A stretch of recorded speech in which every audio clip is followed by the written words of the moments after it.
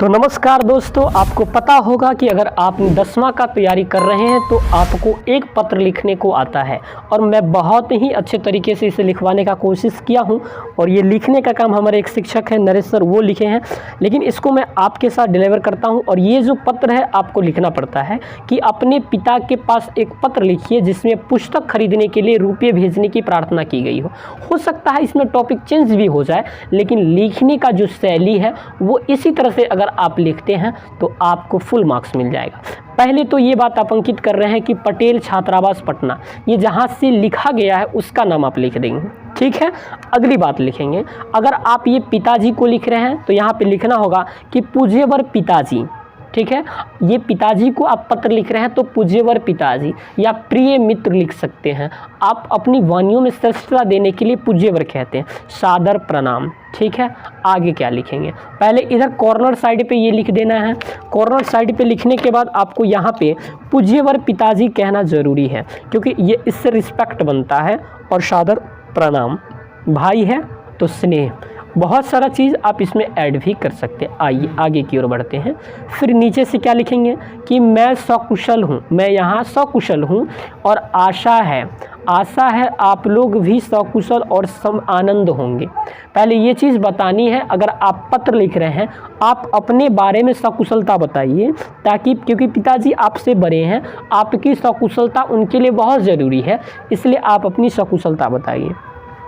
आपका पत्र कई दिन पूर्व मिला था, पत्रोत्तर देने में, पत्रोत्तर का मतलब पत्र का उत्तर देने में विलंब हुआ, लेट हुआ, क्षमा प्रार्थी हूँ। इसके लिए आप पहले क्षमा मांगें क्योंकि आप एक स्टूडेंट हैं, आपके लिखने में श्रेष्ठता और शुद्धता होनी चाहिए।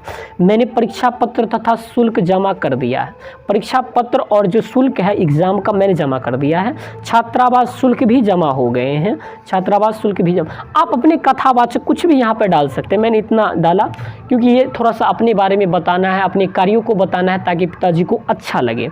आगे बढ़ते हैं। परीक्षा के लिए मैंने कुछ ज़रूरी पुस्तक देखी है।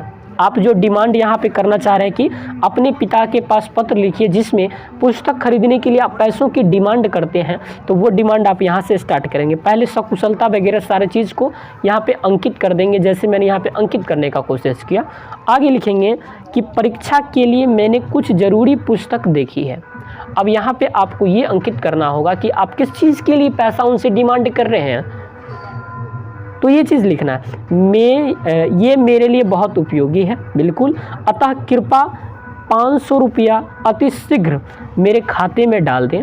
आप ऐसे भी लिख सकते हैं कि पत्र के माध्यम से भेज दें, फ़ोन पे कर दें, क्योंकि वो ज़माना अब रह नहीं गया कि भेजना ही पड़ेगा। मैं जल्द से उन पुस्तकों को लाकर परीक्षा की तैयारी जल्द कर सकूं। ये आप परीक्षा की डिमांड कर रहे हैं इसलिए ऐसा लिख रहे हैं। मैं दिखा रहा हूँ एक बार पूरी आपको कि कैसे यहाँ पे लिखा गया है, इस बात को आप एक बार देख लीजिए। उसके बाद आपका बात अगर ख़त्म हो जाए तो यहाँ पे आप अपने भाई बहन जो भी हैं उनको थोड़ा सा औपचारिकता दिखलाने के लिए यहाँ पे माता जी को प्रणाम, क्योंकि पिताजी को आपने यहाँ पे 2 बार नहीं करना है। यहाँ पे आपने पिताजी को रिस्पेक्ट दे दिया है तो यहाँ पे माता जी को प्रणाम करना है। और सोनी दीपू को प्यार, छोटे भाई है तो प्यार दीजिएगा, बड़े हैं तो आशीर्वाद लीजिएगा। उसके बाद यहाँ पे अगर आप पिताजी को लिखे हैं तो आप उनका पुत्र होइएगा ना, भाई को लिखेंगे तो उस हिसाब से लिखना है, आपका आज्ञाकारी पुत्र शिवम, अपना नाम लिखना है। और ये जाएगा कहाँ इसका पता लिखना है, पता श्री आनंद नारायण, मैंने ऐसा ही इंक्लूड किया है, भोला टॉकी चौक समस्तीपुर, ये मेरे ज़िला का नाम है इसलिए मैंने इसको अंकित करने का कोशिश किया। तो दोस्तों मैंने आपको एक फॉर्मेट दिखाने का कोशिश किया कि किस तरह से आप इसको लिख सकते हैं, और इस फॉर्मेट और जितनी शुद्धता से आप लिखेंगे वो एग्ज़ाम देखने वाले को बहुत ही आनंद आ जाएगा। तो दोस्तों उम्मीदें हैं कि आपको चीज़ें देखने में बड़ी मज़ा आया होगा और फिर मिलते हैं नई वीडियोज़ के साथ। तब तक के लिए आप सभी को ढेर सारी शुभकामनाएं। Thank you very much. भगवान आपको स्वस्थ रखें।